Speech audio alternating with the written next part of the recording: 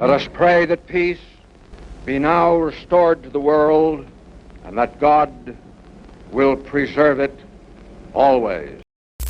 In 1947, Japan made a promise to the world. After the atomic bombs, after the fire, after millions of deaths, they wrote it into their constitution. Article 9. Japan would never wage war again, never maintain military forces for warfare, never export weapons of death.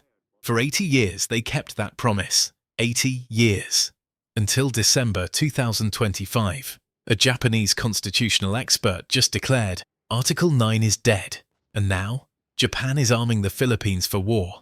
Not with patrol boats, not with small arms, with advanced surface-to-air missile systems, command and control networks, radar arrays that can track 100 targets simultaneously. But that's not even the most shocking part. Stick around till the end, because what Japan is about to send will change the balance of power in the South China Sea forever. Japan's 80-year promise, it just ended, and China is watching. August 1945. 2 atomic bombs. Unconditional surrender. Japan lay in ruins.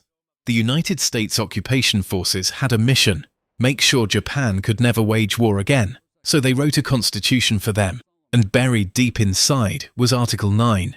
The text was clear. Japan would forever renounce war as a sovereign right.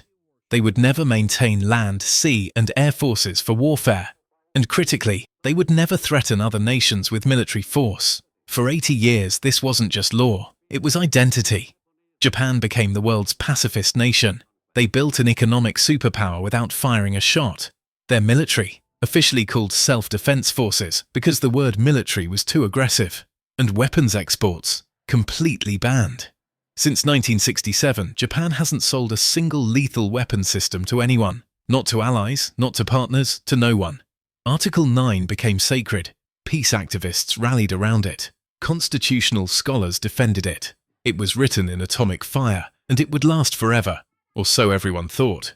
2,000 kilometers south of Tokyo, another story was unfolding. The Philippines was under attack, not with bombs or missiles, but with water cannons, ramming, intimidation, blockades. China was claiming the entire South China Sea, and the Philippines, they couldn't do anything about it. Their navy, still in a phase of modernization, is minuscule compared to China. Their air force too few.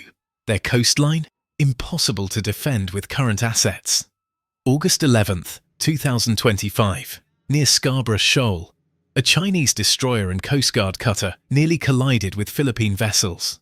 Philippine President Ferdinand Marcos Jr. had a choice: accept humiliation or find help, fast. He called Tokyo, and he found someone who was ready to break a promise. Prime Minister Sanae Takaichi. Remember her? The one who said Japan would defend Taiwan. She wasn't done making history. December 2023. Behind closed doors, the Japanese government began rewriting the rules. By March 2024, they'd done it. Japan's export restrictions on lethal weapons revised. For the first time since 1967, Japan could export weapons designed to kill. Constitutional experts erupted. This violates Article 9. This is the end of pacifism. One expert didn't mince words. Article 9 is dead. The Japanese public? Split down the middle. Some saw it as necessary evolution. Others saw it as betrayal of their deepest values. But the government had a justification. Regional security crisis. China wasn't just threatening Taiwan anymore. They were threatening everyone. If Japan didn't act, the entire Indo-Pacific could fall under Chinese dominance. Article 9 was written for a different world. 80 years of pacifism. Ended with a policy revision and a handshake. And then came the arsenal. This is the Type 03 Chu-SAM, Japan's medium-range surface-to-air missile system. At Mach 2.5 and a 50-kilometer range, it can track 100 targets simultaneously and engage 12 of them at once. This is an active air defense system that dominates airspace, deployed in the Philippines. It would cover critical approaches from the South China Sea. Chinese aircraft would have to think twice. And here's the connection. These are the same missiles Japan just deployed to Yonaguni Island, 70 miles from Taiwan. Prime Minister Takaichi isn't just defending Taiwan. She's creating an entire defensive arc from Japan through the Philippines, an impenetrable anti-China wall of steel and electronics. Right now, Japan and the Philippines are in active negotiations to transfer this system. The deal isn't finalized yet, but both sides have confirmed it is happening soon. But Type 03 surface-to-air missiles? That's just the tip of the arsenal. Japan has already delivered advanced radar systems to Wallis Air Station in La Union, Philippines. These radars cover Scarborough Shoal, the contested reef that China claims. Every Chinese vessel, every aircraft, every movement, now tracked in real time. Japan isn't just sending hardware. They're integrating the Philippines into their entire defense network. Shared data and intelligence, joint command structures, a unified response. When Japan's defense minister visited in 2024, he said these systems provide an extremely large contribution to Philippine security. Translation: the Philippines can now defend itself. China can no longer operate with impunity, but we're not done yet. 5 TC-90 maritime surveillance and patrol aircraft already delivered, more coming with upgraded ISR capabilities. 13 patrol vessels, delivered and funded by Japanese loans. 5 more large patrol ships approved. One of those ships, the BRP Suluan, was involved in that August collision with Chinese vessels. Japan built, Japan funded, now defending Philippine waters. But we haven't even gotten to the most insane part yet. Japan is sending warships, full combat warships. The Abu Kuma-class destroyer escort, 109 meters long, 2,000 tons displacement, equipped with anti-submarine warfare systems and anti-ship missiles. This is Japan's first major warship export since World War II, and they're not just sending them and walking away, they're training together. The Reciprocal Access Agreement went into effect. Japanese forces can now operate from Philippine bases. Philippine forces can train in Japan. Near Scarborough Shoal, the USS Nimitz Carrier Strike Group conducted joint patrols with Japanese destroyers and Philippine Navy vessels.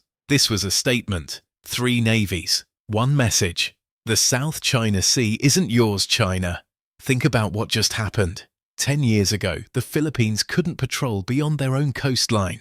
Now, they're conducting joint operations with the world's most powerful navy and Asia's most advanced self-defense force. 6 Japanese warships will let the Philippines conduct long-range patrols, anti-submarine operations, and sustained maritime presence without risking their few modern frigates. China is calling this a revival of militarism. They're accusing Japan of violating post-war restrictions. The irony: Japan occupied the Philippines during World War II. It was brutal, devastating. Now, Japan is the Philippines' protector. So what does all of this mean? For Japan, the pacifist nation that swore off war forever just became an arms dealer. Article 9 isn't just bent, it's dead. And once you export weapons to one country, where does it stop? For the Philippines, this is a total transformation. From helpless victim to legitimate regional power. From sitting ducks to predators. They can now contest Chinese presence. They can defend their waters. They can patrol with confidence. For China, this is a nightmare. Japan above them, Philippines below them, Taiwan between them, and the United States backing all 3.